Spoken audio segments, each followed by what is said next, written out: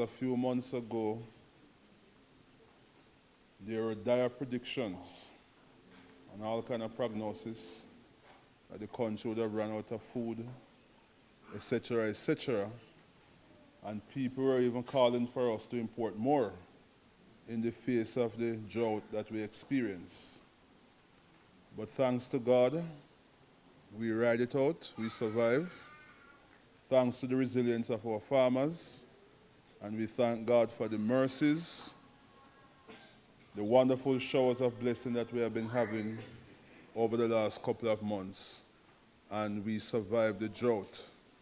And this is to tell us, ladies and gentlemen, that we can't have a knee-jerk reaction to these things. We have to trust the farmers of this country. And I'm particularly pleased that we are in Manchester, because in the heights of the drought, between April and June, the agriculture sector did in fact grow by about 5%. And it is thanks largely to the parish of Manchester with the massive expansion in Irish potato and with the production in a place called New Forest. And I commend everybody in this parish to go to New Forest and look at the agri park there and see what is happening. Ladies and gentlemen, the Eat Jamaica campaign remains relevant even after 11 years. And frankly speaking, it will be relevant until we have broken the back of our food imports. I think since the start of the campaign we have done well, and I think we should spend some time and do the proper analysis, because people in this country don't spend time to do analysis objectively and dispassionately. But everybody run up their mouth and chat all kind of things. Okay? Senator Grant is correct, and I want to emphasize it. We cannot measure the progress of our food security campaign and our Eat What We Grow campaign by dollar figures in terms of imports. If you look in terms of quantity, the imports are going down. The reason why the dollar value is rising or remaining about $1 billion is because even the little that we are importing, the prices from whence we are importing the things have gone up. So even the whole thing about chicken back that has taken the country by storm over the last week, the newspaper highlighted the fact that the value has gone up. But the objective facts that I have written down here, the physical quantity in terms of kilograms of chicken back imported in this country has gone down, right? So we are making tremendous progress. Since the campaign, we can boast that we are self-sufficient in chicken meat. The reason why we import chicken back is not because we don't have the capacity to produce chicken, you know. It is because, and we have to be very dispassionate about this and less emotive. The truth is, there is a cross-section of people in this country. We would that we eliminate that thing called poverty. But we are all church people, and the Bible says the poor will always have with us.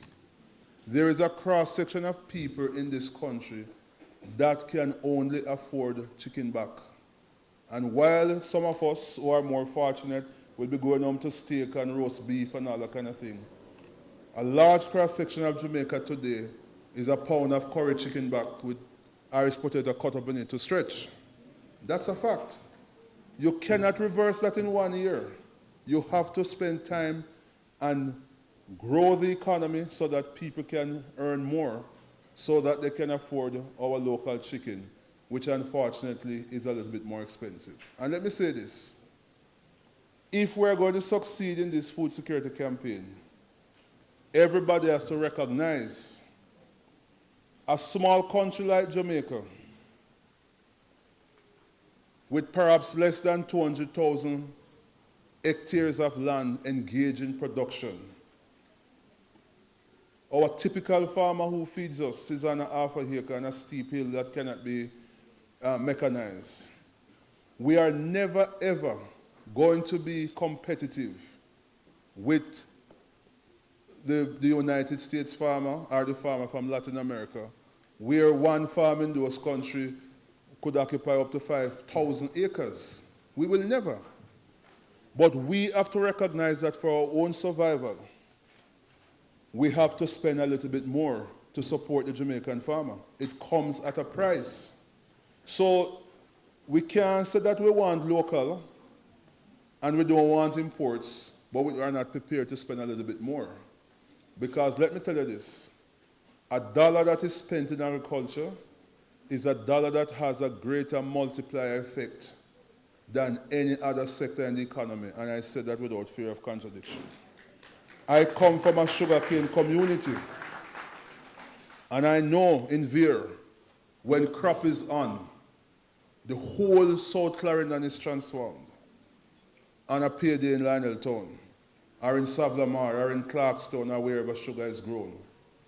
And when that money drops in crop, attendance in school is more consistent and higher. People who trust people, goods in shops, in the corner shop, can finally pay their debt. The taxi man smiles, the dressmaker smile, people plan their wedding around that time. Even the church offering is better.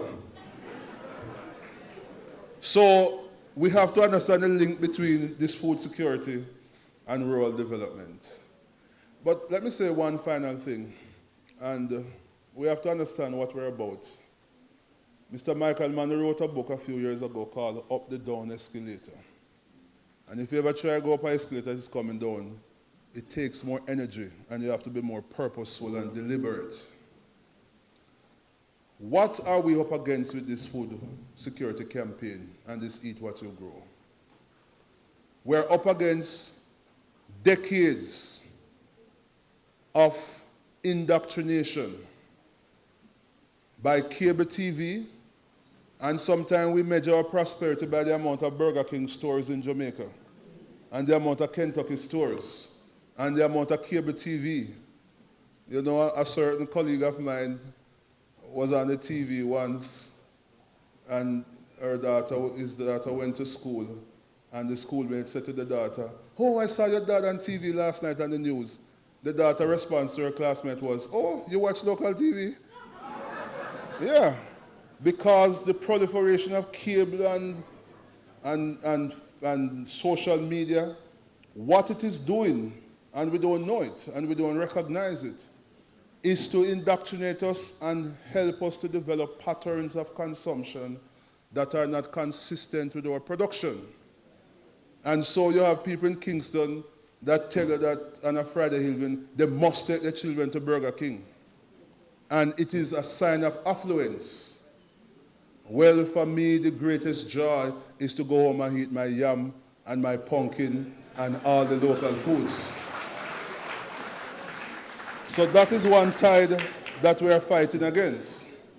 The other tide is equally powerful, because for a long time, the powers that be, the IMFs and the World Bank and all of those guys, and I can say that now without offending anybody, because they have repented and they have confessed that they have erred, were telling us, "Oh, you guys in the tropics just smile and invite tourists and stick to services and play music and run.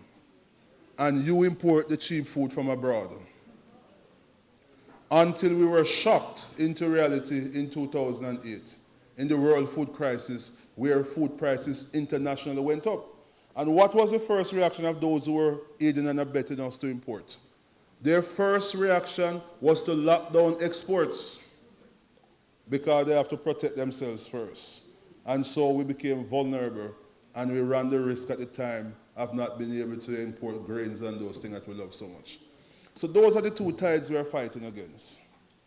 The other local thing that I want to speak to very quickly is that we are only going to make an appreciable difference in increasing local production, make that quantum leap, when we fix the structural issues in agriculture.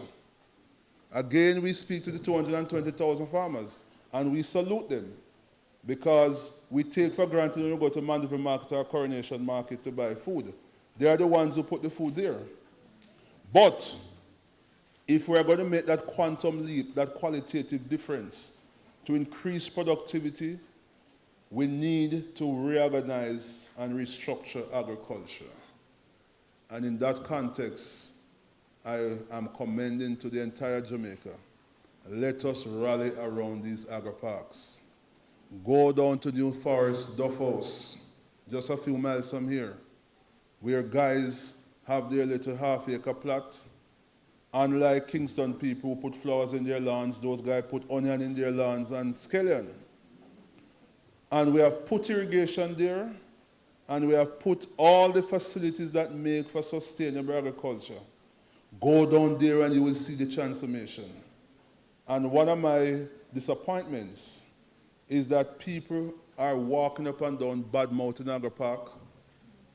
People who Roger Clark would say don't even know the difference between sweet potato and white yam. And just badmouthing the thing. Give it a chance. Believe you me, if agriculture is going to be sustainable, the agri-park is a viable and perhaps, based on the means that we have, the only alternative. Because what we are trying to do there is to put in the facilities that can defeat drought. New Forest prospered and increased production despite the drought because they had irrigation. We have to link the market with the production so that people don't call CVM and say that we want justice because they cannot sell what they produce. So ladies and gentlemen, this is not a time to tear down. If we are serious about food security, it's a time when the entire country must come. We need all hands on deck so that we can make that big difference. God bless you.